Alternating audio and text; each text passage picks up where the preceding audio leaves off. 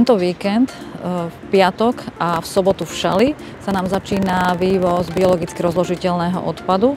Je to nadštandardná služba tohto mesta, ktorú naozaj žiadne mesto nevykonáva v takom rozsahu, ako ju vykonáva mesto. Zber sa vykonáva približne z 2200 rodinných domov. A musíme ten odpad triediť, zvlášť musíme zbierať trávu, zvlášť musíme zbierať konáre. Takže naozaj prosíme ľudí, aby keď majú termín vyložiť do 9. v Šali a do 15. vo Veči, aby ten termín dodržiavali.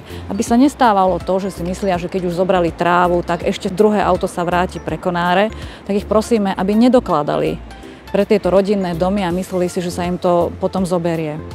Lebo naozaj v ďalšom týždni vám ten odpad znova zoberú a prosíme, keď vám niečo zostane, podľa všeobecne záväzného nariadenia o odpadoch si máte túto nádobu alebo to vrece zobrať späť na svoj pozemok, keď ste to neskoro vyložili a na ďalší týždeň máte možnosť ho to znova vyložiť a ten odpad vám bude odvezený.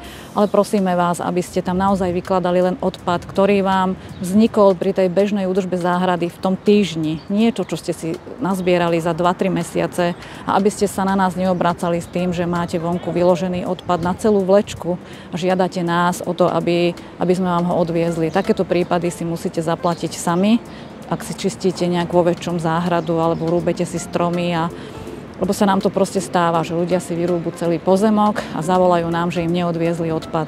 A ešte vás prosíme o to, aby ste naozaj mysleli aj na tých chlapcov, ktorí ten odpad dvíhajú.